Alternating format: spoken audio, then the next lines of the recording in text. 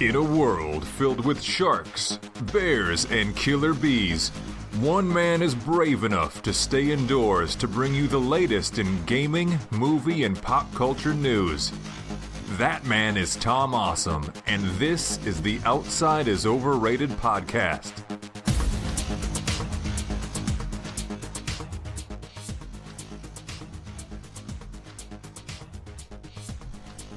Hello and welcome to Outside is Overrated, a grown-up podcast about gaming and nerd pop culture.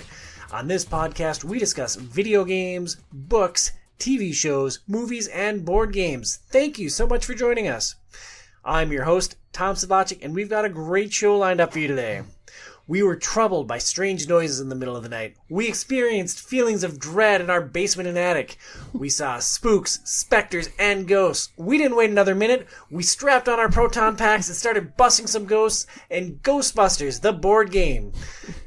Joining me for the discussion today are the Hobby Box, Joe Burns. Heyo. And the flawless Mrs. OiO, Phoenix Sblendorio. Hello. Sup, girl? Hi.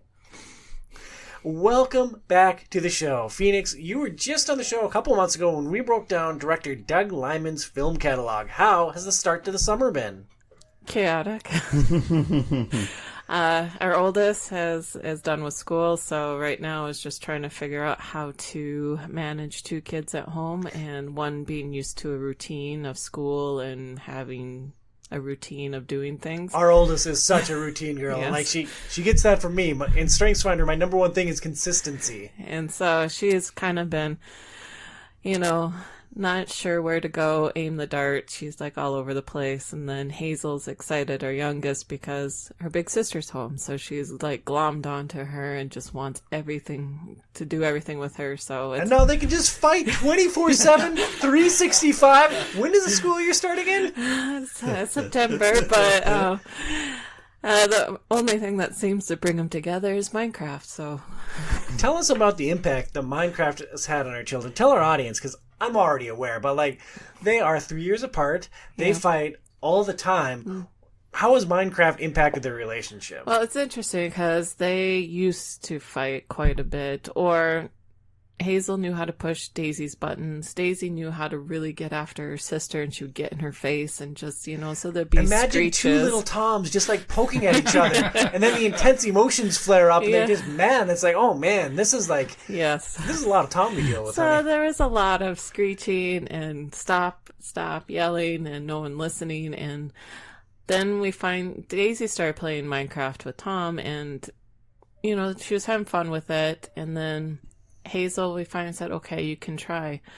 I don't know if it's coincidence or what, but somehow it seemed to tone down that poking and needling each other. It's not as bad as it used to be. It's not as bad as it used to be, but Hazel still gets bored in Minecraft. Yes. Like, Burns, I think you'll appreciate this. Hazel, if she doesn't have someone to like play with and like troll in the game, like she just starts poking at her sister and prodding. It's like there hasn't been enough action for her, so she's going to start creating some chaos. Wow, that has no resemblance to anybody I know. Well, it's just like Daisy decides she wants a castle, so I'm trying to build this castle. Of course, Daisy makes it too big, so I'm spending a long time trying to fill in the walls and the ceiling. All of a sudden, I'm boarded up, blocked in. I'm like, Hazel, she's bored. She just blocked me all in. It's just like... And she needs Tom, because those two, they'll go after each other. And when Tom logs in on Minecraft, all of a sudden, I'm blocked in. It's just like... Tom's got a Tom, honey. I know, it's just like... But, no, it is interesting, because it just seemed to have brought them together. But they still fight, but it's been a lot better since then. But yeah, like if they were fighting at 80% of the time before, it's down to like 40%. It has been a significant change, and it's just interesting how Minecraft has had that impact on them. yes.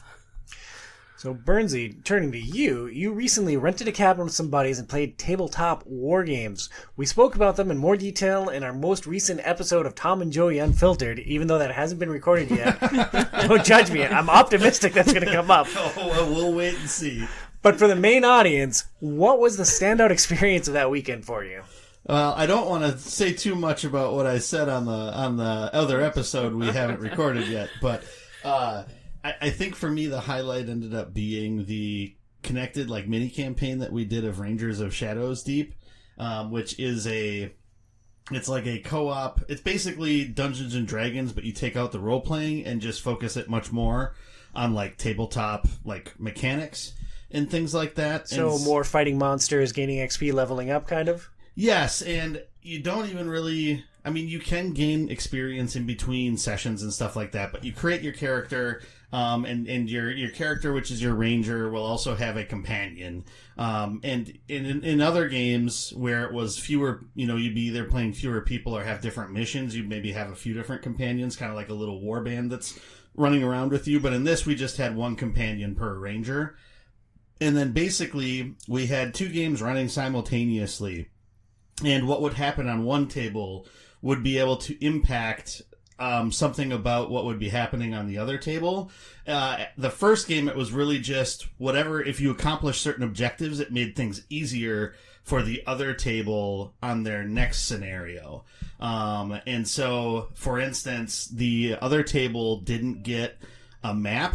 Apparently one of the characters found it and then just threw it in the fire because it's like, oh, this isn't worth it. But that would have like significantly helped us in the next game at the start. Be able to like stealth around a lot easier, and then why would they throw it in a fire and just not like put it in a pack just because? I don't know. I have no idea. Tom's got a Tom, I guess, is maybe the answer. I wasn't there, Burns. I know, but it felt like a very Tom-esque move. I also think it was a bear that grabbed it, so the bear probably just didn't know any better. Would maybe so you're equating my intelligence to that of a bear, of a wild beast. I mean, not necessarily. I was more likening you to the player that was playing the bear, but anyway. And so then in that second game, basically we had to infiltrate this area. Our group had to create a diversion, and so we had to sneak into an area in order to light a bunch of like supplies on fire to basically create distractions. And for the more of those that we did, at the end of each round, you draw basically a playing card, and it tells you what bad stuff happens. So it's usually more enemies coming out, or something else is going to occur to the people you have out on the table. And, we were able to stall that from happening like 3 times because we burnt enough of those things. And it was also fun just because of some of like the weird dynamic things that happened. So my character was he was a guy who had been a ranger for a long time, but he was kind of over the hill. And it was funny how that ended up role-playing pretty well because I could not hit anything. Something we'll talk about in this also. With that guy, I could not D6 combat system, great. Yeah, I could not hit anything to save my life. I think I actually succeeded on like 2 or 3 checks the entire 2 scenarios. You're rolling quite a few checks all the way through. And so, but then my companion, who... I was using my miniatures from my Song of Ice and Fire army, and so one of the characters I used was Braun, and it was the last thing we painted before we went to Adepticon. I could barely see straight, and so he ended up very brown, so I always call him Braun the Brown. Yeah, Braun is what I always called him, or what we referred to him as. And so he ended up running to these supplies, and basically what happened was... a guy came up on him. I think it was like a gnoll came up on him, and he lit the thing on fire and then went to swing at the gnoll, and the gnoll killed him in 1 shot. So then I started calling him Burned Braun. But he died a noble death while my other guy was just running around failing at everything, basically. But yeah, I don't know. So it was fun, and the game created some of those dynamic things to happen. In that same one, there was one of the other guys, his 2 characters, his ranger and his companion, ended up taking this boat. And it was funny, for as much as the rest of us were fumbling at like everything we were doing, this guy like succeeded at everything, and then ended up just jumping on the boat and setting it free because we needed to get the boat off to be another success for this. And he just rode the river off the table. That was it.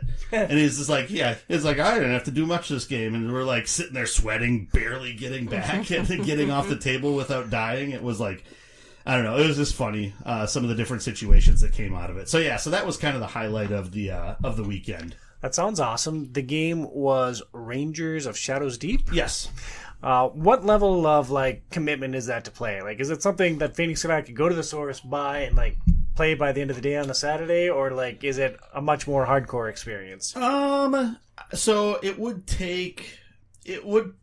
It would be a little bit more than that because it needs somebody. So the way we did it, because we had 9 guys there, so we had 8 people playing, and one guy was basically just running the game across both tables. So he was the one. Sounds super fun. He was the one that prepared like all the guys and everything like that. For Andy, it was fun because it was all trying to see how well this would work, setting it up this way. Because the way that the campaign was supposed to be run is basically you would have the same players create 2 different characters.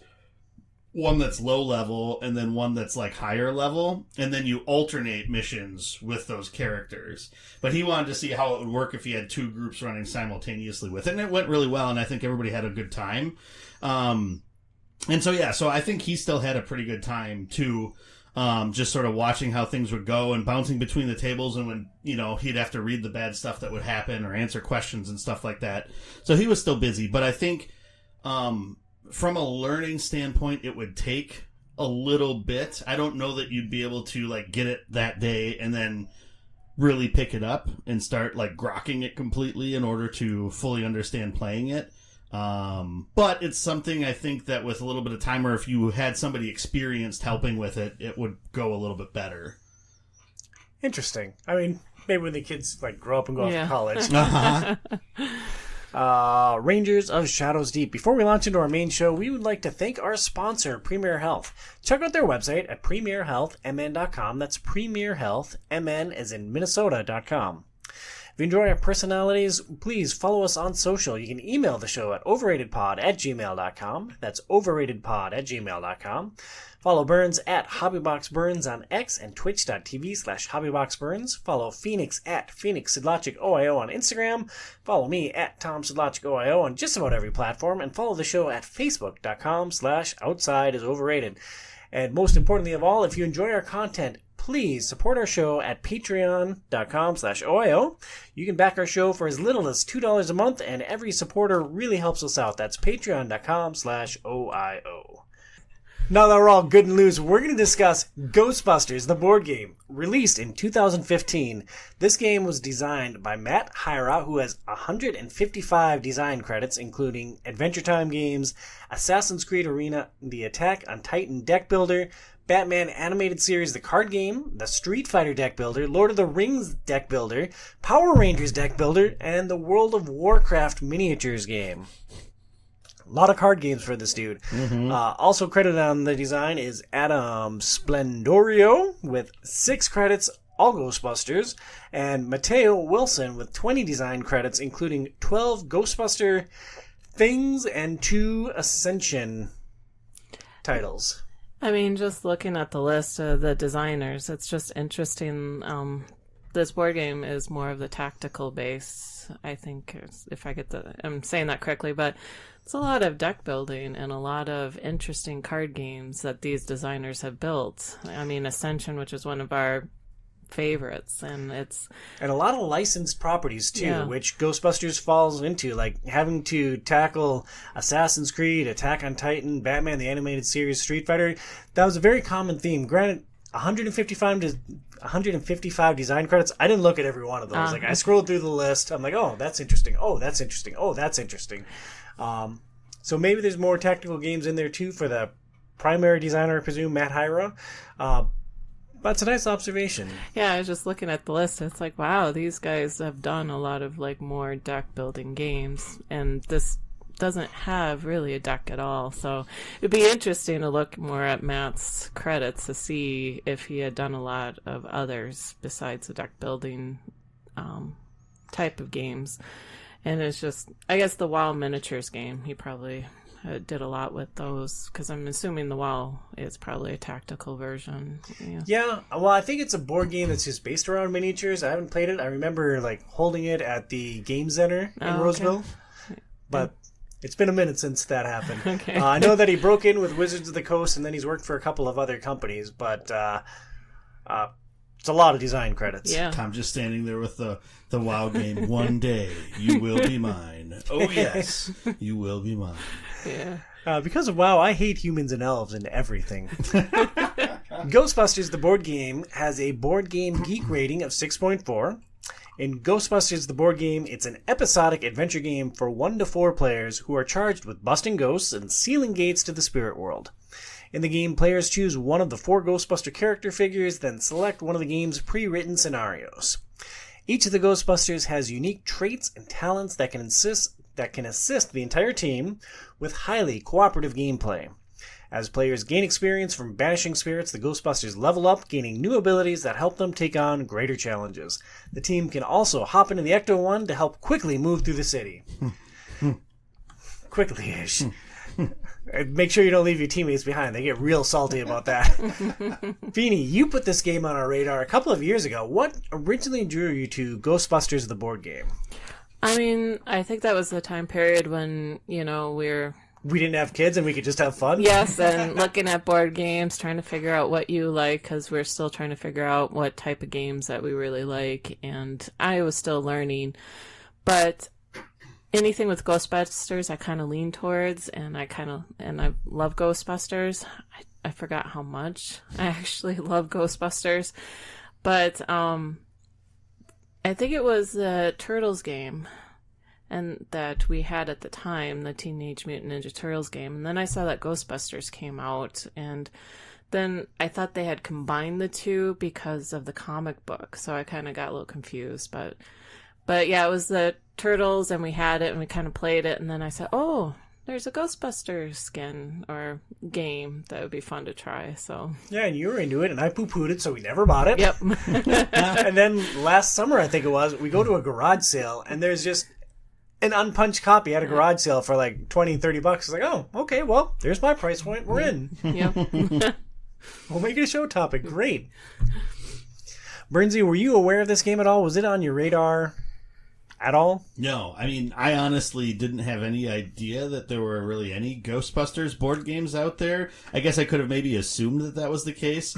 But yeah, I never really even heard of a Ghostbusters game, much less for there to be enough of them for people to have like 12 credits that are just Ghostbusters designed for board games or card games or whatever. It's like, how in the heck are there all these games out there about this? Yeah, and that's the designer Mataio Wilson has 12 Ghostbusting credits. It's a little deceiving because there's like the Ghostbusters board game and there's a Ghostbusters 2 board game. And then there's like add-on packs, expansions, and he's credited on the design for those. Got it. Okay. I guess that makes a little bit more sense. But even then, it's just like, I guess I don't, maybe at some point I would have seen it like at the source or something like that, but I mean, not that I have the greatest memory in the world because I don't, but yeah, so I didn't really have any idea coming into it, anything really about it.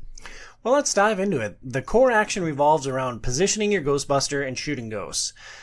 Burns, where would you rate the fun factor for like the basic tactical action? Well, for me, the core action was positioning and then missing ghosts. So, my main mechanism, I was playing as Ray Stance all the times that we played. My main mechanism to gain experience was was pretty much just to clear slime off of other people because I would get experience that way. Since I missed like so many times, like it was like an absurd amount of times that I missed more than you guys did, and I don't really understand why that was the case. Well, it's a D6. It's super swingy. Yeah. I didn't put this into the show notes, but since you just mentioned Ray's special ability, I want to bring up that each of the Ghostbusters has their own unique mechanic for generating experience, because you can level up to 5 times, and each level gets you a new ability.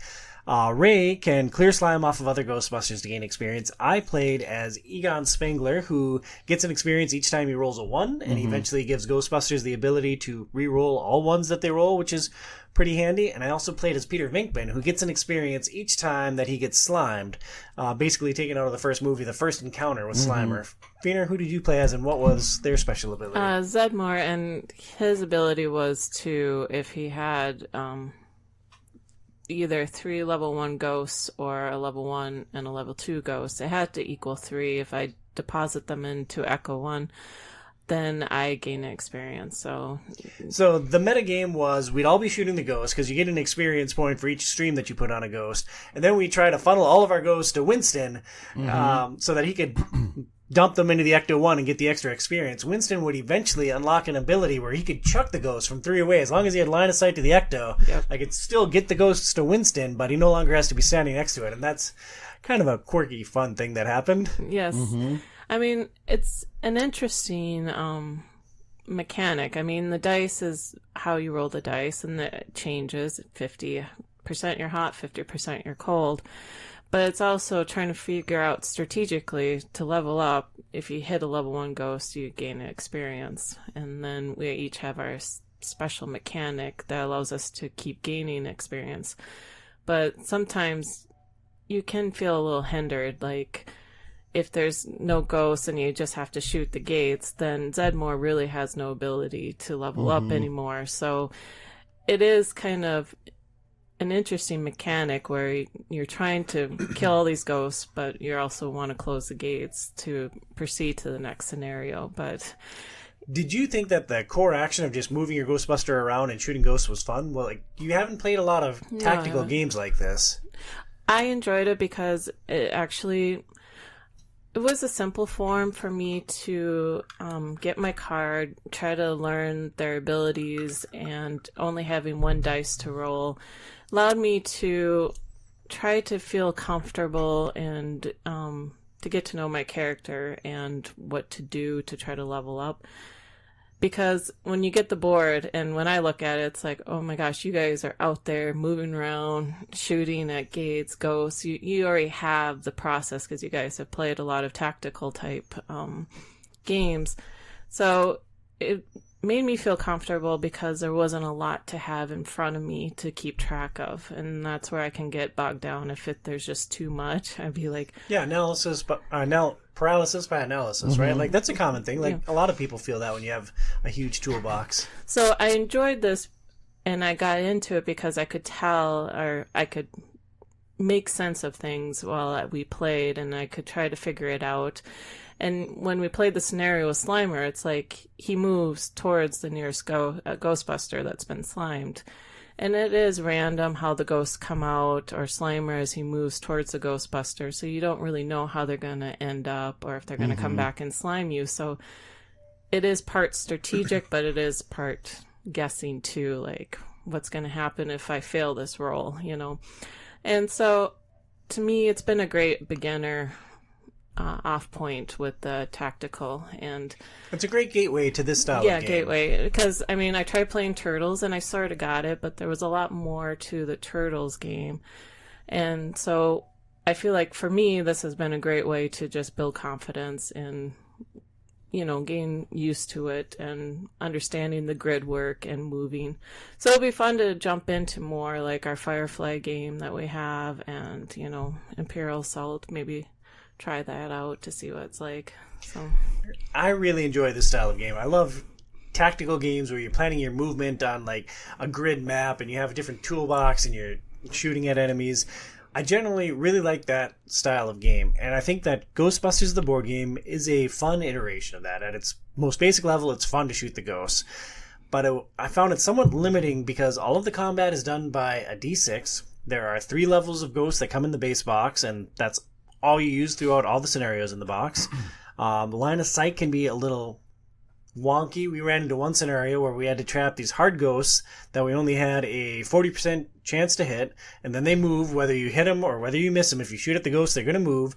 And in one scenario, there were fences everywhere. So like we'd be shooting at the ghost, we get 1 or 2 streams on them, then they jump across the fence. Oh, that blocks line of sight. Like, not only do we lose our protein streams on them, now we can't even shoot at them because we can't see them. So somebody would go to the other side of the fence, chase them back over. We get a couple streams on them. They bust back across the fence. And like, that was much more frustrating than fun. But out of 9 scenarios that Phoenix and I played and 5 that we played with you, Burns, there was only 1 scenario that was that frustrating for me. So overall, I think that the core action of just like running around as Ghostbusters and shooting ghosts is pretty fun.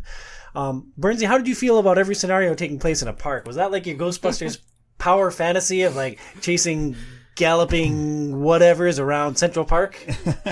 I mean, I guess I understand it, but it's one of those things where so much of the movies were in like the library or other buildings and stuff like that, and it would have been nice to have had some of that as different settings for the tiles. And I know that the game's going to have to be limited to only come with so many tiles, and you only have 2 sides to the tiles to flip up or to set up whatever your game map is going to be.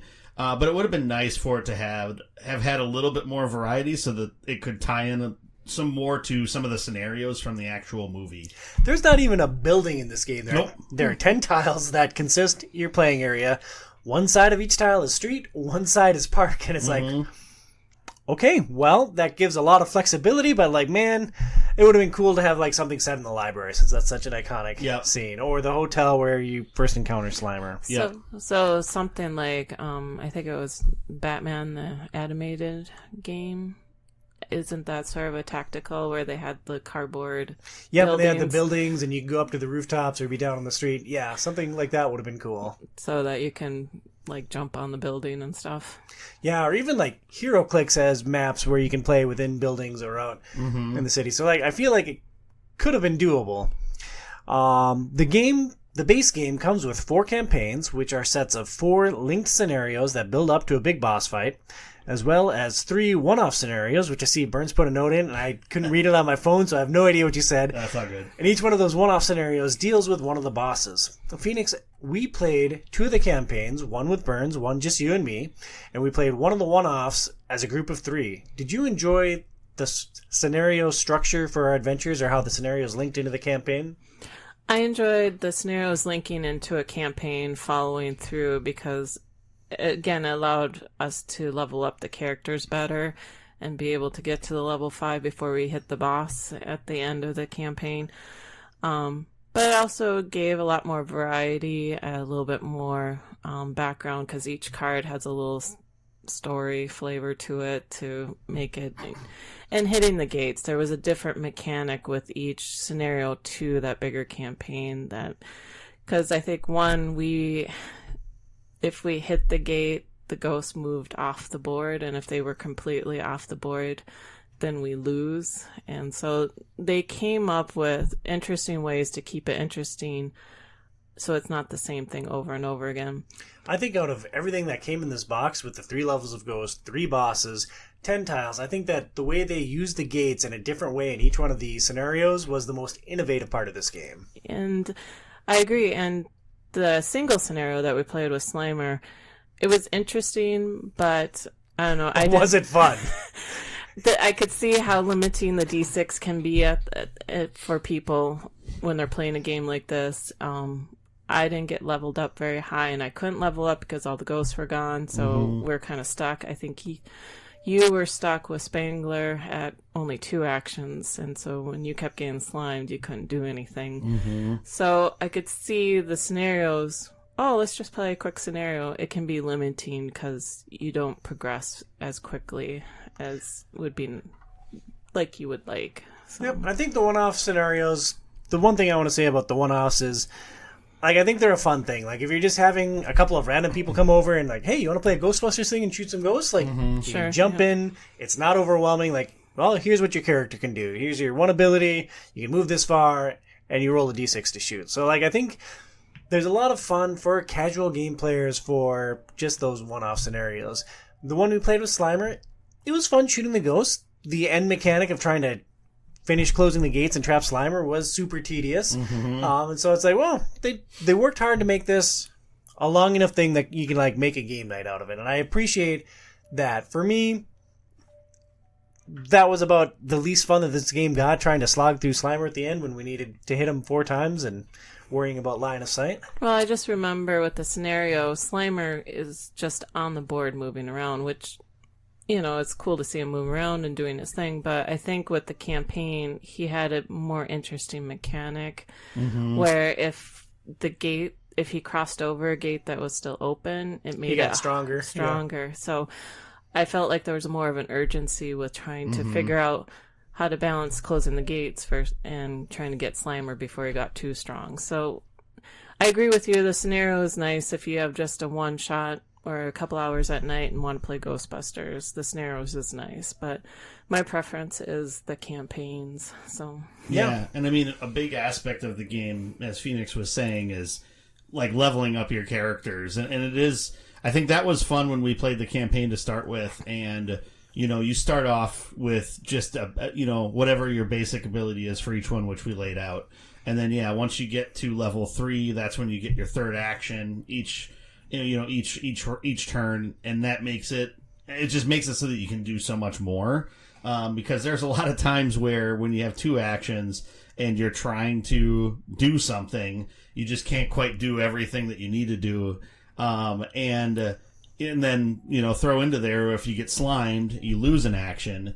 And so it really does limit you, which is like what happened, as you mentioned, to Egon, where Egon kept getting slimed and he only had two actions. So all he could do for his turn was take all of his actions to remove one slime, and that was it. And then he gets slimed again and just repeat it the next turn. Yeah, pretty much. Well, a question for you guys. Like, with this game, if you get slimed and you can't do anything, it comes to your turn. I know this is more of a cooperative game where you're trying to work together, and your whole turn is just like, oh, I'm just going to clear slime, and then it moves to the next person. Is a lot of tactical games like that where you get very limited in that sense that this game did with the slime, or do they... That's a great question. I can't really think of a similar mechanic where the enemies are actively hindering you by taking away your abilities. And it was a cool thematic thing within Ghostbusters because of the ties to ectoplasm across all of the movies. I can't think of a one-to-one comparison. I can't think of another cooperative game where you're working against the game and your actions are being taken away from you. Yeah, I guess the only thing I can think about is, because it's fresh in my mind, is like Moonstone has a thing where the more wounds you take, each of your characters, you generate energy each turn, so it can be like 2 to 4 energy or whatever. And as you take wounds, there's certain of your life points or your life pips on your card, are what generates you wounds. So it's like, for instance, you'll have your little energy pips will be at 1 and 2, and then your 5th life point. So then if you take 4 damage, you don't get that last energy unless you get healed past that so that you can generate that again. So that's one instance where, because your energy is basically, that's what you have to spend to do any of your abilities, really. And so that it's kind of a similar mechanism to that, I would say. I can't think of any board games where I've seen that, though I don't know that we've played, other than the ones we mentioned with Firefly and stuff like that. I don't know that we've played. Did I ever play the Teenage Mutant Ninja Turtles game with you guys? I don't know if I ever did. I don't believe so. I played it with Phoenix, and I played it with Casey and Dunham and Rudquist and Pat. And that game went really well. Casey's wrong, but that's okay. But the scenario's unbeatable. Well, not exactly. So yeah, I don't know. It is a cool, I think that is an interesting mechanic that they do have in this. And really, I was thankful for that because it gave me a purpose. Sure. It's something that I could succeed at. I mean, that was basically how I went from level 2 to level 5 first in the friggin' game we played in the one solo scenario that we played against Slimer, because people were getting slimed all the time. I was just like, all right, well, I'm going to move over here. I'm going to remove slime from you and remove slime from you. And then next turn, hopefully I'm right next to somebody. I could just remove slime. Yeah, then I get slimed again and I say, thank you, Burns. Well, I know it was kind of hindering for Spangler, for you, because... he was completely, eradicated from the game. I couldn't do anything with him. Well, because you kept getting slimed, and so your turns were... Because if you got too far away, no one could help you, but... I know your leveling up was getting that 1, and if you had... I couldn't roll any combat dice because I didn't have any actions. It's just clear slime past the turn on, and it was really limiting once all the ghosts were off the board. I only had 2 actions, where all the rest of the players had 3. So when you play a game where you're against each other, I guess, I don't know, it's HeroClix, where you guys are competitive against each other, is there mechanics that keep you from... not doing a full turn, I guess, or the full actions in your turn, or is... Well, in HeroClix, as you take damage, you click back until you die. Yeah, and your stats that you have for attacking and defense and everything like that change. Usually it's for the worse. Sometimes it'll spike up at different points. It depends on the character. The Hulk gets stronger as he gets more damage. Most characters get worse as they get more damage. Yeah. But you still get your movement and your action. A lot of these games, you get a movement and you get an action, and that's your turn. I really can't think of any others where there's a limiting factor to your actions. Okay. I was just kind of curious because I could see someone that would want to try something like this, but that slime does hinder you from having your full potential and all your actions. So well, and it was with that scenario, because we didn't really run into that too many other times. And it was specifically because Slimer will go after whoever the closest person is that's slimed. And since Egon always seemed to be on the opposite end of things as Ray was, it made it that much more difficult for me to get over to Egon to clear his slime, but I was clearing everybody else's. Or I would clear enough of Winston so Winston could clear off like Venkman's, and so then it'd get to the end of the turn, and unfortunately also Egon was like at the end, I think, of the round, right? Yep. And so it just became that much more difficult. He just constantly was always in the wrong place at the wrong time. So he wouldn't get to act. He'd clear off a slime, and then Slimer would just lick him again. So he stood in one place for a long time. That was great.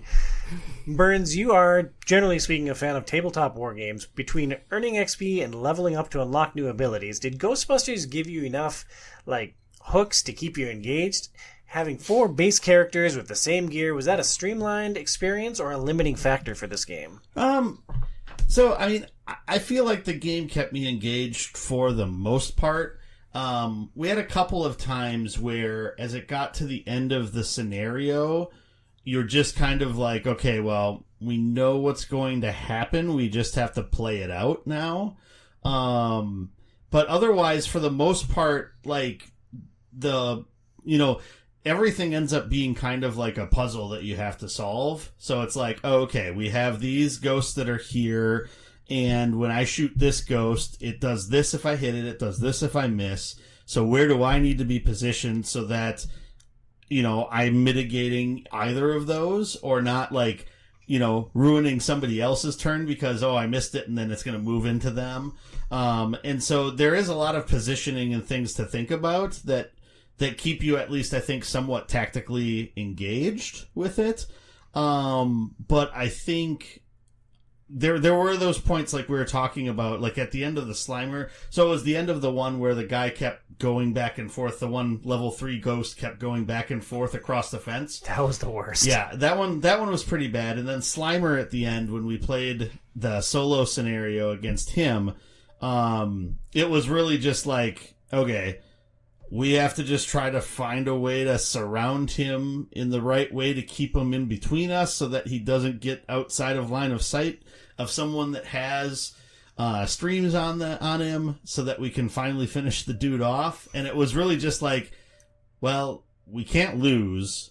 We just have to... But can we win? We just have to see how long it takes us to finish this guy off. And so, I mean, those aren't necessarily the greatest, endpoints for a gameplay session to get to, so that's tricky. And I think it's difficult trying to compare this to tabletop war games, because there's just so many other different aspects to those that a board game, or this board game specifically, aren't going to get anywhere near touching, so instead of having the static, these are the 4 characters that you have. In a tabletop war game, you're usually choosing from a larger amount of troops, and you're putting together things for synergies and have specific strategies for what you're trying to do with those. So I don't see that as a great comparison. Maybe other tactical board games, like the Firefly Encounters game that we've played a couple of times, I think is maybe a little bit closer to this in that sense.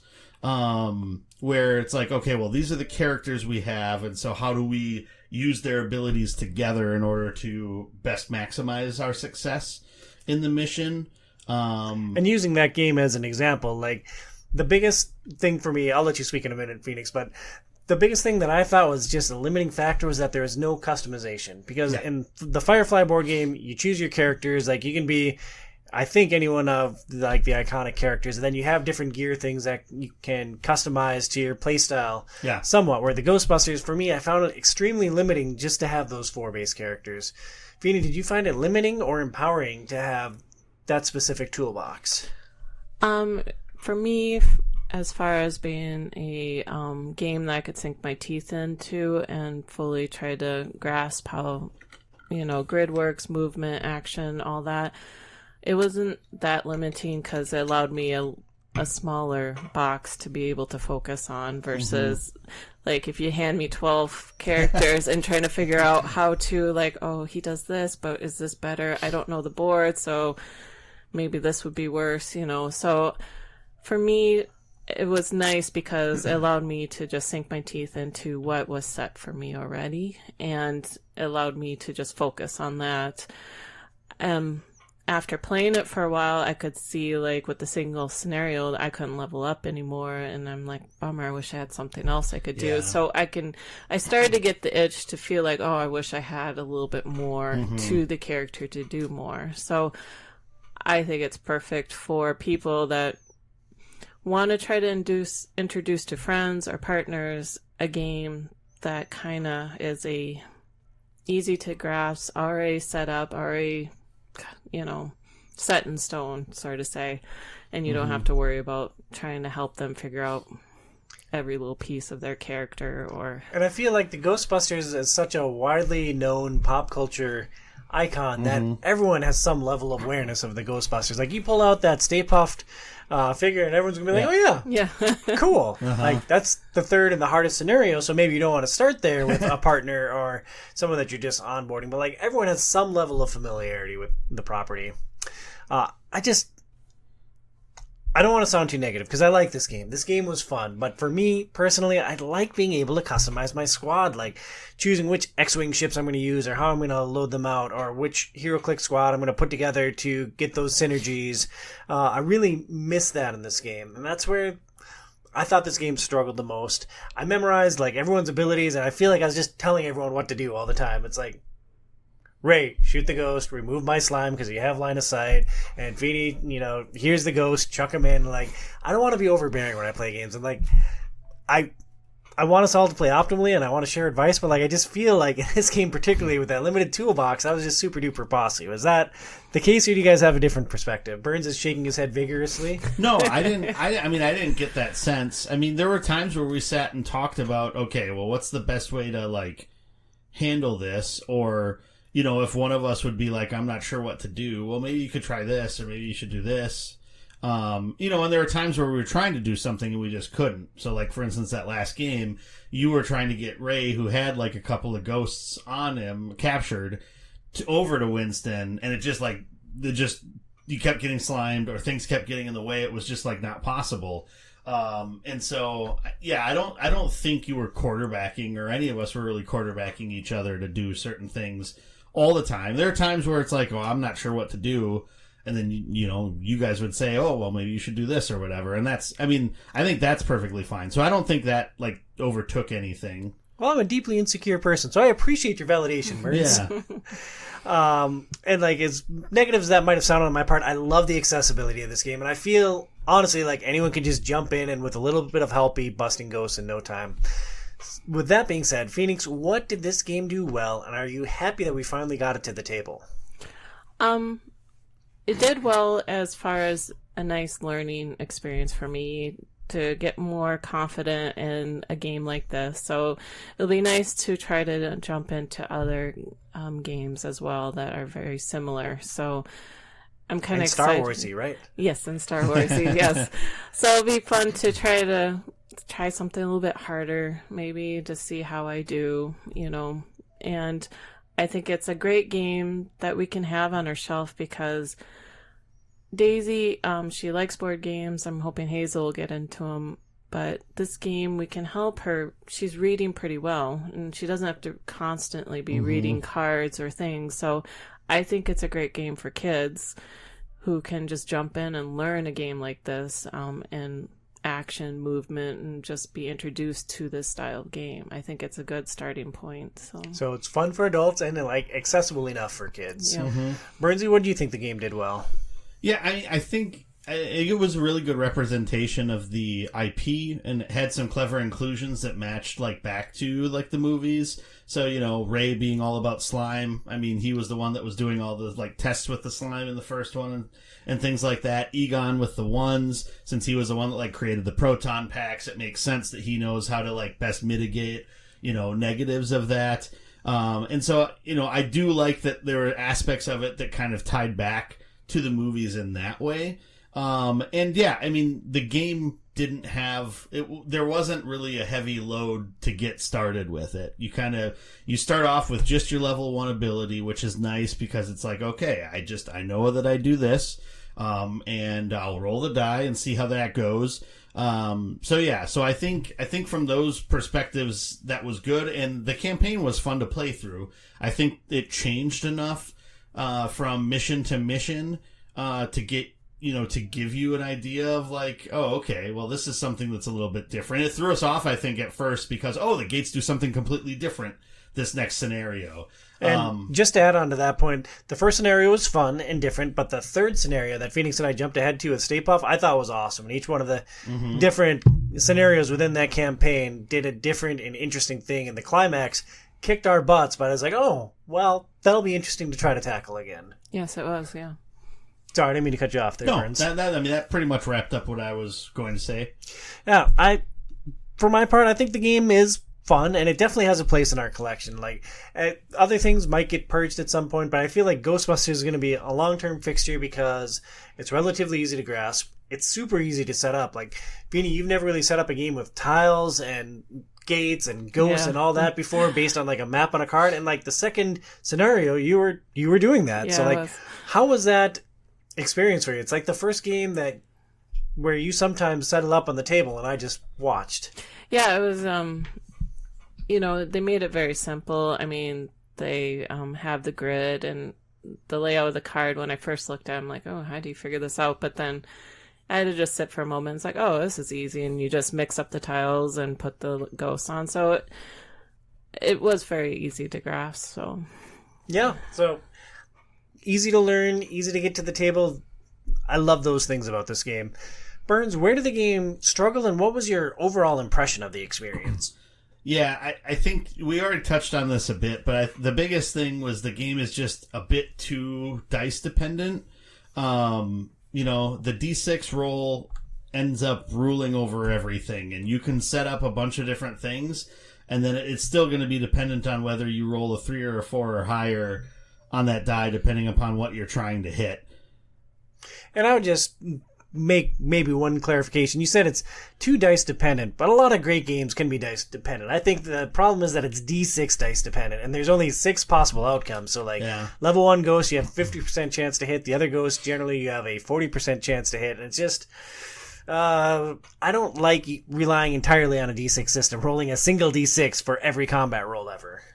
Yeah, and there's just not enough, Egon has a way to mitigate it and can make it so that everybody can mitigate it once he gets to a high enough level, but that's it's just not really enough for, it's not really enough for games like this, where it would be nice to be able to have a couple other ways to be able to manage that somehow, or mitigate it so that you can, be stronger than that, or other options to do instead of just, either shoot or move or clear off slime. Or deposit ghost, don't forget that one. Well, I rarely did that, so... so yeah, and it's just... And then it's like the random led to random led to random, right? So it's not just that you miss your attack. Then, the ghost moves in a random direction. And then that random direction could end up, sliming somebody else or something like that. And so it's just like... There's so many variables that you can't really control for, that are all just hinging on whether you roll above a 3 or more likely than not above a 4. And so you can try to plan around the negatives a little bit, but it's just really difficult. And so I think that was just one of the biggest weaknesses from my perspective, and maybe that was specific to my experience because, I was hitting this at XCOM 2 levels of success. And I think the other thing then is there were a couple instances where the end of the scenarios turned into real slogs, where it's just okay, well, we know what we have to do and we know we're going to hopefully be able to accomplish it. It's just fudging around to try to get everything to align so that we can finish it off. And at that point where it's like, okay, you know that this, and maybe we could have just said, well, we've got this. Like, it's just going to take us time to do this. But it would be nice if the game, I think at that point it leads to the scenario was either designed to be a pain at the end to see whether, to see how long it's going to take you to finish this, or it was mistakenly designed that way so that it just turns into kind of that at the end. And so I think that's like the other sort of drawback that from my perspective of playing through the game. So it's fair to say you hated it with the burning, fiery passion. Phoenix, where did this game struggle for you, and what was your overall impression of it? And the biggest thing is don't give Burns a chance to speak. No, the struggles, I'm not sure because it was a nice game for me to sink my teeth into. I can see how D6 can be a limiting factor for a game. I'd be interesting if we could try it with a different dice, but I can see how the D6 and rolling dice and the luck of it can be a drag if you're not rolling well. So, but in general, I really enjoyed and loved the game. So, I'm glad you loved it. I thought it was swingy and lacks customization. Talked about those already.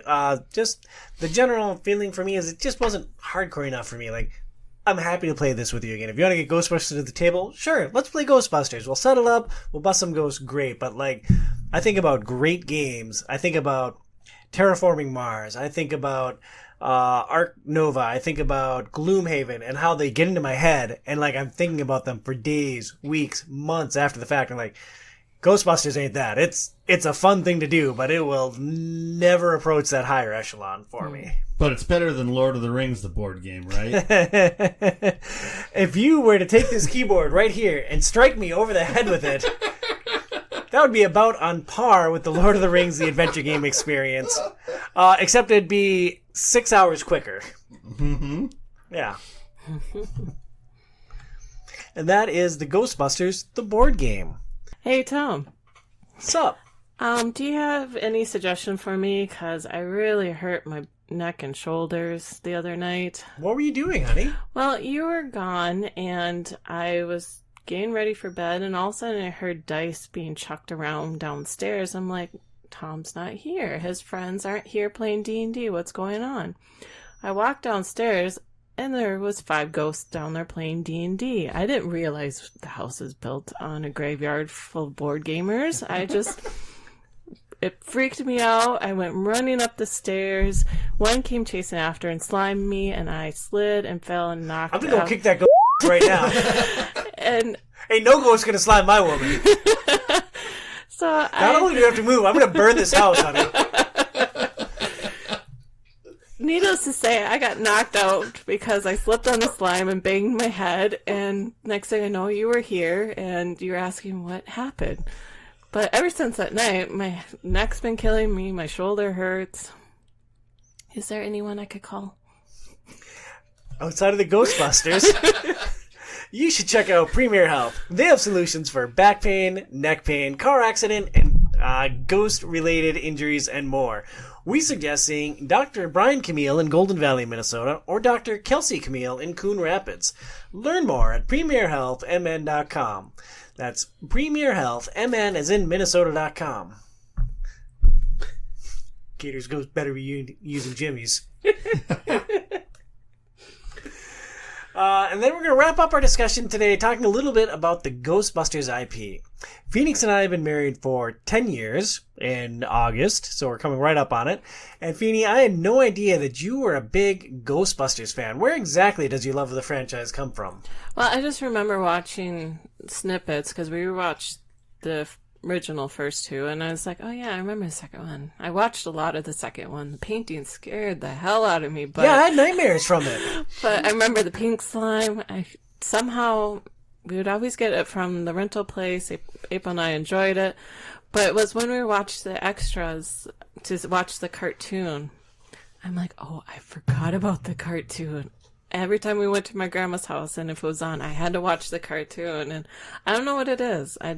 Was it the terrible art style? The art style is pretty bad. Yeah. Was it Garfield's voice? Is like Peter Venkman? I know. It's like, I can't get over it. It's Garfield. I can't unpicture Garfield as Peter Venkman. It's just crazy. But I don't know. I completely forgot how much I loved the Ghostbusters. And you love cartoons. You love animated things. Yeah, and so watching the cartoon again, it's like, oh my gosh, I forgot how much I really enjoy the Ghostbusters. And it's fun to watch the movies again and just, get back into being in the fandom. And it'll be very interesting to read the comic books with the Turtles and the Ghostbusters together, because the Batman and the Turtles was well done. That was awesome.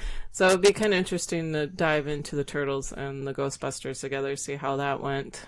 Yeah, because TMNT are the best. Yeah.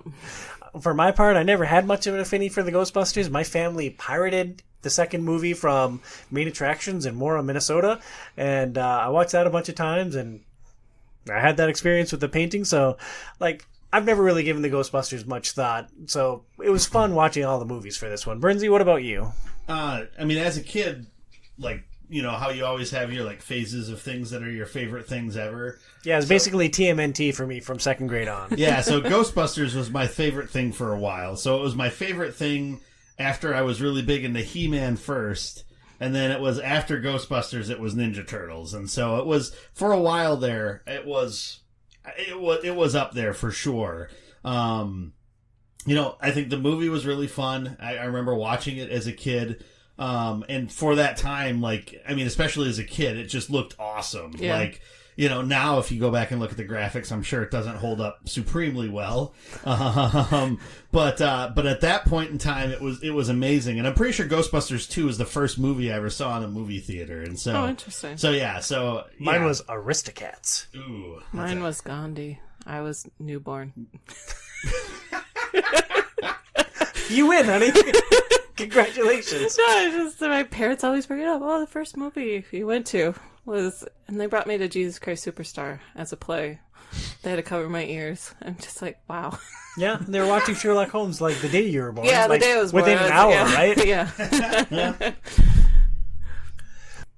That's very interesting. There are now 5 Ghostbuster movies out, 3 runs of comics under different labels, a cartoon, and several video games. So, Bernsey, are the Ghostbusters still relevant to nerd pop culture? Are they even considered nerd pop culture? Would they be just general pop culture? I think they are definitely less relevant than they used to be.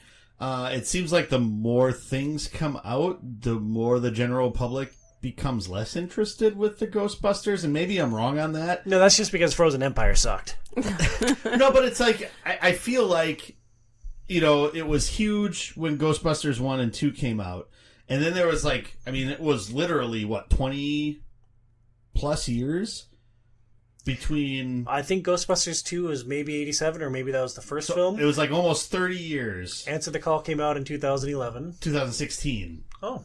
And so it was almost 30 years then between Ghostbusters 2 and that. And granted, there was the cartoons, and I don't know where the comics fell in there. I know that there's various different video games on a lot of the systems, all the way up through there, but none of those video games ever did gangbusters. And you'll have your Ghostbusters super fans out there that you hear about online, or they're talking about things online. But yeah, I think it's kind of fallen out of the internet zeitgeist, much more so than even Indiana Jones. I think maybe has a little bit more of a recognizable by more people footprint than I would say Ghostbusters does, even though there's been more Ghostbusters movies as of late than Indiana Jones movies. That's just my read on it. I could be wrong, but that's what I think. What do you think, Feener? I agree a bit with that. And, it's like Indiana Jones. If you say the name, people know the name. Harrison Ford, everything about it. Ghostbusters, it kind of triggers something in people that grew up with the movies, but a lot of the young kids don't really glom onto it. The only thing, if you flash the iconic ghost logo, everyone's like, oh yeah, that's familiar, even young kids. So, Indiana Jones doesn't really have the same logo recognition that probably Ghostbusters does, but I say, unfortunately, Ghostbusters, I don't think is hitting the zenith that it once did, and is just relying on all of us who grew up with the movies that still like revisiting our past and watching things that were made when we were kids and oh, let's see what they do that's new, but still the same. And it's like Bill and Ted. I mean, that was such a nerd pop culture. And, you know, just only those I've watched it really loved it. And that's come back, and they tried to, and they made the third film. But, I mean, if you ask anyone Bill and Ted, they're going to be like, what? You know, yeah, if you ask anyone about the OiO Bill and Ted episode, they're like, what? But, I mean, I think the image of the telephone booth and Bill and Ted is still iconic. A lot of people who may have not seen the movies kind of know what that is. Yeah, so it's like the most iconic telephone booth in, like, sci-fi. It's the most iconic telephone booth in sci-fi. Hands down, nothing else can top it. It's hilarious. I just saw the other day someone created an image of the TARDIS with David Tennant coming out with Bill and Ted, and someone said, we have to have this crossover. And I was just like, it would be fantastic. But, you know, as much as I love the Ghostbusters, it just hit at the right time when we were kids. I don't know, it just doesn't hit as well for young kids nowadays. Different, too many nerd stuff out there, too much to watch as far as. And part of me almost wonders if part of the reason why it like didn't stay like, you know, front of mind is just because of the fact that, you know, with Ninja Turtles, I mean, Ninja Turtles has stood the test of time, but it's because you don't have specific actors' faces tied to the characters, right? That's true. And like a cartoon can go through multiple art styles. Like the TMNT have had multiple iterations. Yes. And how many different voice actors have voiced those characters? And it's not like, you know, you get to, oh, well, that second run of the animated series had a different voice, and that's not my Raphael, you know? I mean, you know, I'm sure, I mean, trust me, there's nerds out there that probably have been spouting off about something like that on Reddit for ages, and will die on that hill. But, so I think that's part of it because, you know, and some of that gets into, I mean, the egos of the actors and stuff like that, not wanting to be sort of pigeonholed or typecast into playing the same character over and over and over again. And also, I mean, it comes down to the creators too. I mean, you know, the same writers and directors don't want to keep making the same movies over and over again. And that was maybe, it didn't happen as much kind of back then as it does maybe now. Yeah, do you know who wrote the first two Ghostbuster films? Well, I'm pretty sure Harold Ramis had a part in it, yeah. Yeah, he and Aykroyd wrote both of the first two that's films. what I thought. And Ivan Reitman directed the first two films. Yep. I guess the hang-up for Ghostbusters 3 was Bill Murray. Yeah. He didn't like the way that 2 went, and so he drug his feet and was kind of the roadblock. And for what it's worth, I appreciate that they didn't just keep going with the film franchise and, like, recast somebody. Right. Because, like, that would have been very challenging to watch. As like a fun background research thing for this show, Phoenix and I just went back and rewatched the original 2 movies and the most recent pair of movies. And after watching, now we've seen all the Ghostbusters films, and I would rate Answer the Call with the Lady Ghostbusters as my second favorite across all 5. Phoenix, why do you think that film is so divisive? I think, well, it's kind of hard to... So... what's the first one of the new ones with Paul Rudd? That's Ghostbusters. Afterlife. So you have Answer the Call, which is they're taking the theme of Ghostbusters. You know, it's women scientists, which is good, but you know, it's like they did homages to things that were in the original films, which. And one quick clarification: Answer the Call was a complete reboot. Yeah. That there's a new cast. Starting like a new continuity of the Ghostbusters, whereas Afterlife revives the original continuity from the original 2 films. So with Answer the Call, with the women, Melissa McCarthy leading the cast, you have a reboot that is paying homage to the original movies, but they're trying to create their own thing. They're trying to create their own Ghostbusters, new way of looking at the Ghostbusters, and new characters that you can grow to like and be able to create new stories. Where Afterlife with Paul Rudd, they bring back the old characters, they bring back the old storyline. It's just a carbon copy to the first movie, and it's just like, I have a hard time with that. But you love Star Wars, honey, and like six of those films deal with the Death Star, honey. It's just Star Killer base, not Death Star.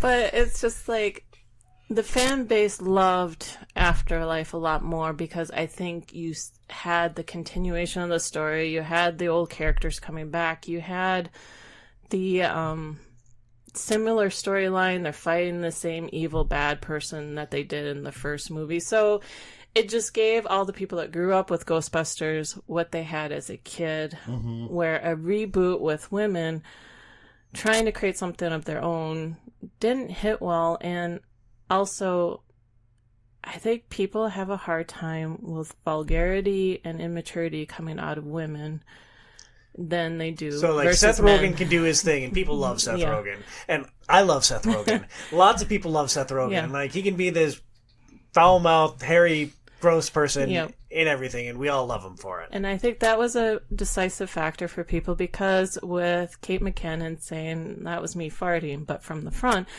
a lot of people don't really want to hear a woman talking about her private parts unless she's giving birth to a baby. It's, or sexual, but it's just anything that's beyond that. I think people get uncomfortable with vulgarity. You don't really have a lot of villain women who will grab their crotch, smokes, be the raunchiest of raunch. A lot of villain women in film, media, anything, is more of a femme fatale. She's more of a, she's not like your typical,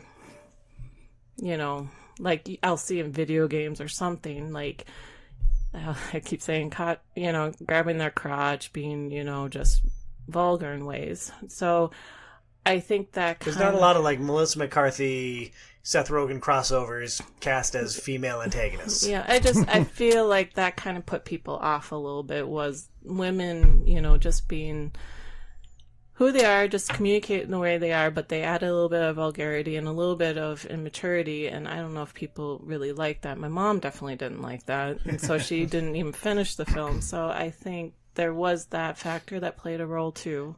And I wonder, I don't want to sound super shallow, but I wonder how much of a role not having a smoke show like Rosamund Pike in it impacted the popularity of the film. Because, like, the four lead female protagonists, none is overly attractive. Like, Kristen Wiig and Kate McKinnon are fine. I'll just rate everyone. I'm not shallow at all. But I feel like I just listened to our 2000s video game movie show recently where we talked about Doom and Rosamund Pike specifically, and I called her Dr. Boobs, and like you realize that Casey's scroll factor was largely based on the attractiveness of the main female characters in the film. And I just wonder if Ghostbusters suffered because they didn't have anyone hot in it on the female side. Well, I don't know if that was. I don't know if that was what it was, to be honest. So I think one thing that we're forgetting about it is that, the other thing.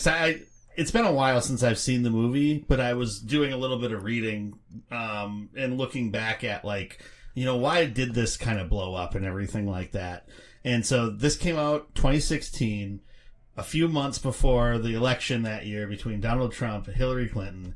And so there were a lot of aspects of things that were front of mind, and apparently Trump had even said something along the lines of, and now they're making an all-woman Ghostbusters movie. What are they doing?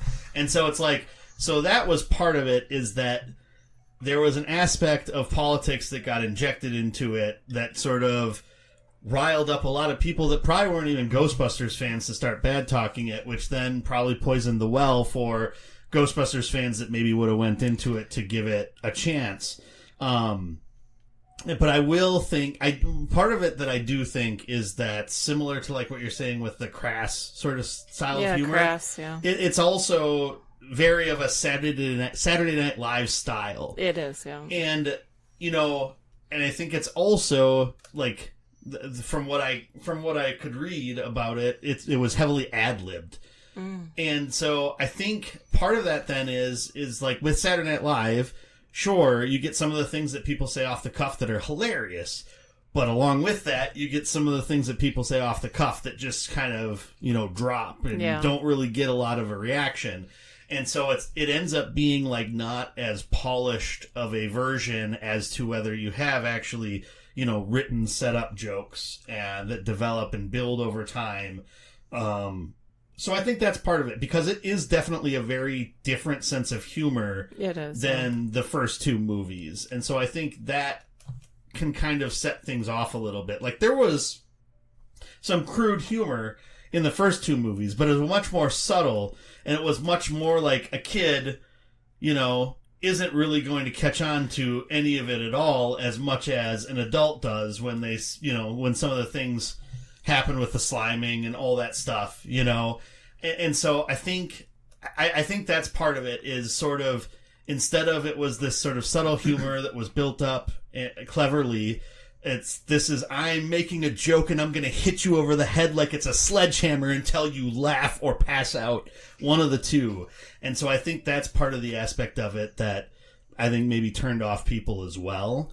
And this is coming from somebody that actually enjoyed the movie. I don't know if I would say it was my second favorite Ghostbusters movie, but I actually enjoyed that movie. So, as somebody who makes his hay off of beating a dead horse for an eternity, like, I don't mind that so much. I thought it was quirky and funny, and Kate McKinnon was so freaking weird in it, like, in just all of her movements and all of her eccentricities. Like, I just loved it. I really enjoyed Answer the Call. I think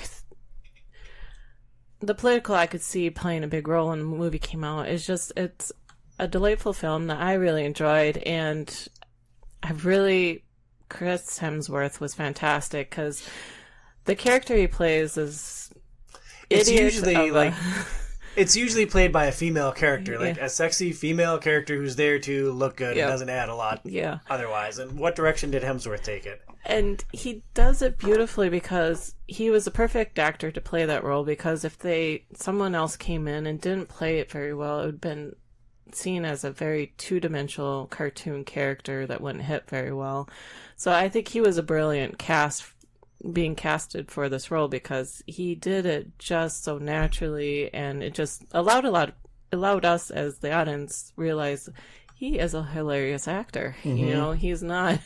He doesn't have to be the macho Thor all the time. He's pretty funny. He can be fat Thor. Yes, I think that's also, I think the movie that helped with the third movie. Yeah, the humor, bringing the humor into his movies, I think is where I read somewhere that it allowed him to be more humorous, because he did this movie. But the women actresses are fantastic in the film. It's quirky. I loved it. It was new. It was fresh. And I liked how they did homages by going to the firehouse. And then when she finds out how much the rent was, she's like, F you. And the realtor's like, excuse me? And it's a great... And there's a bust of Ramis in one of the early scenes. Yeah. And they do some fun homages. Like, I get the nerd rage of severing the continuity, but at that point it had been, like you said, 30 years. It's like, we can have a fresh start for the Ghostbusters. That's okay, guys. Yeah. I think, though, it's like there's a difference between making a fresh start for the Ghostbusters, and it's like, well, let's just make this the complete opposite of the first one, right? I don't know, because it's like, I think the aspect of it that some people took away from it, and I'm not saying that this is necessarily how I think, but part of it is, it's like, okay, so the statement that they're making with Answer the Call by making it an all-female crew was that it was sexist for them to have had an all-male crew in the first one, but then in that same instance, isn't that sexist to have it be an all-female crew in the second one? And so it's like you're creating this argument, and you're creating this sort of, I mean, you're almost tempting that sort of, you're going to get some pushback on it by doing something in that way. And so it's like, if you create it with that setup, then it's like, oh, okay. I get wanting to say, oh, well, a female could be a Ghostbuster. Well, you could easily do that with having 3 female Ghostbusters and 1 male Ghostbuster, or some other combination, or not just have 1 black Ghostbuster again, like you did in the first time. Like, yeah, I think it could have been done in a much more interesting way. if it wasn't like, well, let's do what's the opposite of the first couple Ghostbusters, because that's when you start, I think, to like, I guess, needle at people a little bit. And if you ever want to take and make someone really angry, you take something that they love and start to try to make them to question whether they should love it or not. Yeah, sure. And if this movie is trying to do that, to be like, maybe I shouldn't love the Ghostbusters movies because they were sexist, when I don't really think they were, that's a good way to alienate people, is when you try to turn things around on them like that. I do have to say it was very hard for me to rewatch the first one with Bill Murray, because I did not like his character watching it now. Mm-hmm. He's a scumbag. And it's like, you can't watch him, try to get this college student who he's a professor, it's just like, oh. It's a different perspective as adults. It is, and that's the thing. It's being adult versus a kid and stuff, and so. And a different time. Yeah. Where that was maybe more funny in the 80s compared to now, right? Where it's like, that's, that's gross. Yeah. But going back to Afterlife, I mean, what you were talking about, how just mixing it up, I can see, they kept this... They were definitely influenced by Answer the Call when they made their casting choices. Yeah, that's what I'm thinking now, because they mixed it all up. There were 2 boys, there were 2 girls. They're all kids, so, that's an even slate, but 3 different races represented. I feel like it was very intentionally cast in a very diverse way, and that's great.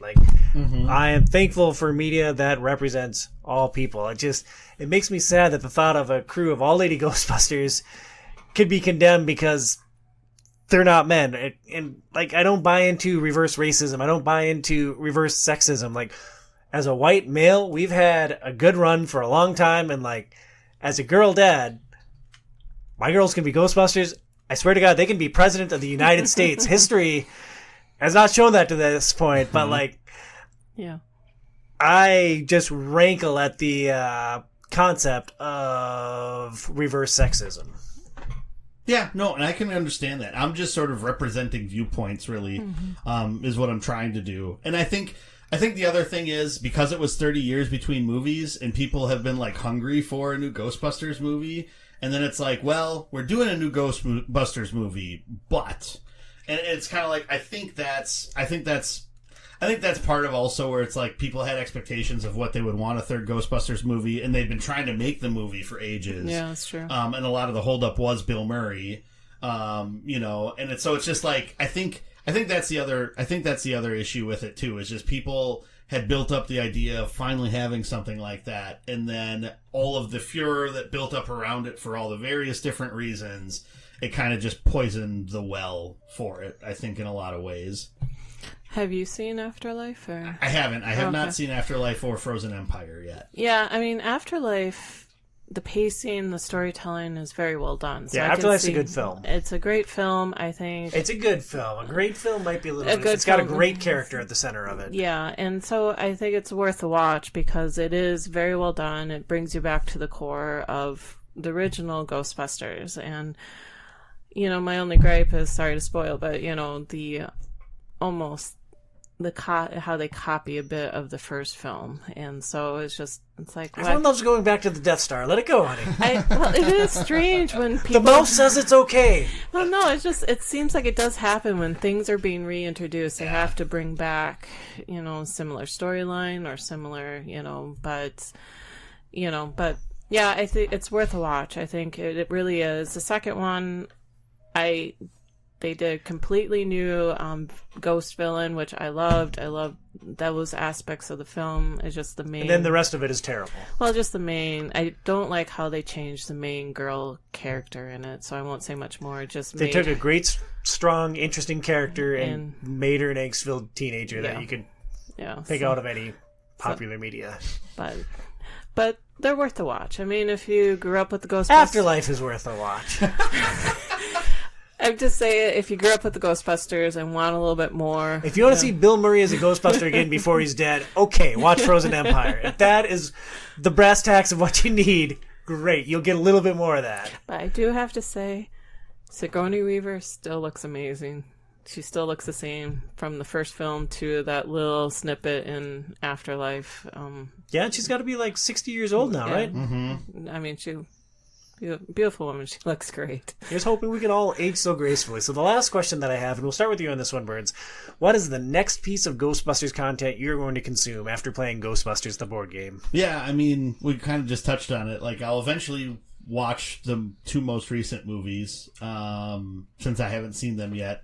I'm kind of curious because I know the reception wasn't as great around Frozen Empire as it was for Afterlife. So I'm not sure if there's plans to make another Ghostbusters movie after that, or if we're back in the range of just doing a full-on reboot and try to get away from, you know, the 70-plus-year-old guys trying to reprise their role. Yeah. But yeah, that'll probably be the next thing. The Afterlife isn't super available on streaming at the moment, so I don't know. Have to try to find a way to watch that, I suppose. But yeah, like if it's available on Prime for rental, or like paying a couple bucks for that film, like it's a pretty good experience. Feeney, what's your next piece of Ghostbusters content? I'm really curious to actually read the comics between the Turtles and the Ghostbusters, so I'm kind of intrigued at trying to get our hands on a copy.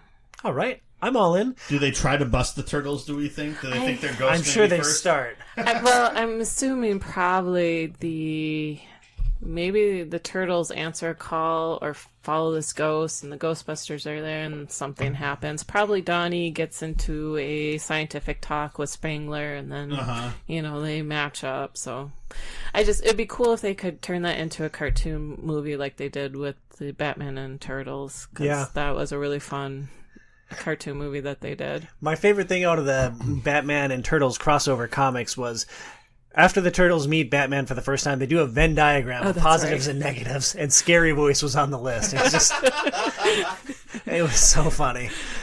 For me, my next piece of Ghostbusters content is going to be Spirits Unleashed on PlayStation Plus. Burns, you familiar with that at all? Nope. Neither was I. I actually thought it was a remake of an older game that I originally played on Wii, which was kind of a cool Ghostbusters thing. So I downloaded it. Force Unleashed? Star Wars, though, Tom. Yeah, no, different thing. The menu system gave me a very Destiny feel, so I know that's an immediate hard pass for you. But I think it is a cooperative ghost shooter that we could potentially play together on PlayStation Plus. All right. Well, and it's in the catalog of free games. So, I downloaded it. I started the tutorial. I'm like, oh, cool, I can run. I customized my Lady Ghostbuster, and I'm like, all right, everyone's going to hate this. Great. Is it couch co-op or is it online co-op? I think it's online co-op only. Oh, okay. But I'll look into it because that would be fun. Yeah. Well, that wraps up our discussion on the Ghostbusters board game and the overall state of the IP. We're moving on from proton packs to guns and from the table to the TV. Next up on the main show, we break down the John Wick film franchise. Beanie, you excited to finally watch these films? Like, you love action films. Why haven't you watched John Wick? I don't know what. I can't remember when. Do you hate Keanu? You watch Bill and Ted with me.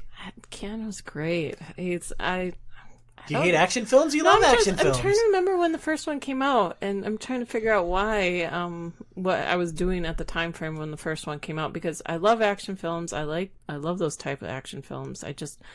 I wish I could remember the year it came out. It has to be about a decade at this point. You love dogs, too. But, I don't know, were we just started dating when the first one came out? Oh, I don't know when they came out. I don't go to movies. I don't watch movies, honey. I know, that's a thing, 2014. So it was around getting ready for the wedding and stuff, and so life was busy. Yeah, we didn't have kids. We had all the time in the world, honey. Well, I mean, I love action films. I'm not sure where you stand on them. We just found out recently we both love rides. So when we talked about going to Valley Fair together, we had no idea.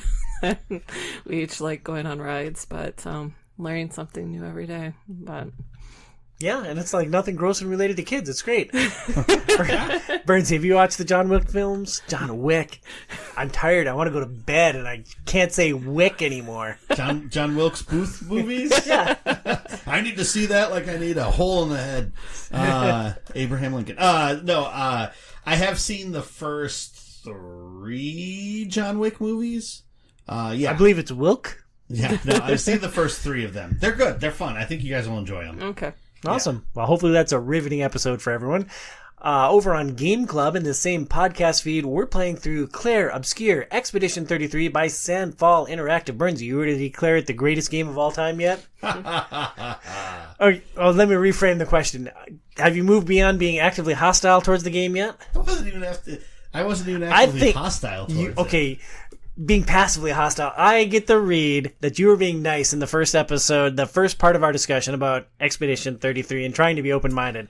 I sense that you're not super into this game. Yeah, I am. Out of all of us that were on the podcast, at least at that point, I think I was the lowest on it. Somebody sunk lower now. Somebody has sunk lower, but maybe I'll join them down there too. We'll see what happens, but. I mostly came into the conversation wanting to understand where everybody was coming from, and I really didn't want to poison the well, so to speak, by being overly negative, especially because, I'm just into Act 2, so it's things could change my mind on some of my thoughts. So I didn't want to be overly declarative and super oh, this is what I think about this. If you weren't invested by the story bit at the end of Act 1, I don't think this game's going to do it for you, Burns. No, I'm invested. It's just the last couple weeks have been pretty busy with some other things, and so I just haven't had a chance to really get back to it. I am interested to see where things are going. I mean, it is a pretty, it's a twist, right? So I'm just sort of ready to see how things develop from there. I just want to say my 2 cents. It's a beautiful game. Just watching him play it is just... And it's made by a tiny team. It was made by 33 people. Big budget games have hundreds of people work on them, and this was 33. I mean, Ghost of Tsushima was a beautiful game watching you play it. That was a huge studio. This is just... I don't know, something about the art style, but I've seen you play a Japanese game where... I don't know if Persona does it, but there was another one you were playing where it focuses on the one character and you pick the ability and then it attacks and so all I'm used to is seeing the anime style of that type of, I don't know what it's called, that turn-based fighting. I love how they did it with this game, just the way the characters look and seeing the different scroll bars, looking at them and watching you pick and do that turn-based style. It's and the music's phenomenal. I think it's one of the most creative looking games that I've ever played. I'm head over the heels for it, and I'm loving the experience. So I'm sorry, did I cut you off? No, I was just saying that I really enjoyed watching. I know I like the one character more than you do, but... Yeah, because Mael is the best. No, who's the woman... The Floaty or Scythe? Floaty. That's Lune. She's great too. I like her in her swimsuit. Yeah. I like. Yeah. No. I don't know, something about I came in when you were playing with her, and it's just I like that retro, floaty in the. Yeah, moved on. Now she has a scarlet skirt and a black blouse, and I like that look a lot on her with a braid. Schoolgirl look. No, it's a long skirt. Yeah, I'm just teasing. Tease you with something. So we're going to wrap up our discussion on Claire Obscure Expedition 33 in the middle of this month on the podcast feed. And then next month, we're going to play College Football 2026. You can check out our thoughts right here in the podcast feed. Joey and I also do an exclusive hour-long podcast for Pat each month for our $10 and higher supporters on Patreon. Thank you so much for listening. Please review us on your favorite podcast platform and support our show on Patreon at patreon.com/OiO. For Phoenix at PhoenixLogicOIO on Instagram, and for the Hobbybox Joe Burns at HobbyboxBurns on X and twitch.tv/HobbyboxBurns. I'm Tom Sidlogic at TomSidlogicOIO. We'll talk to you next month. Stay inside, kids.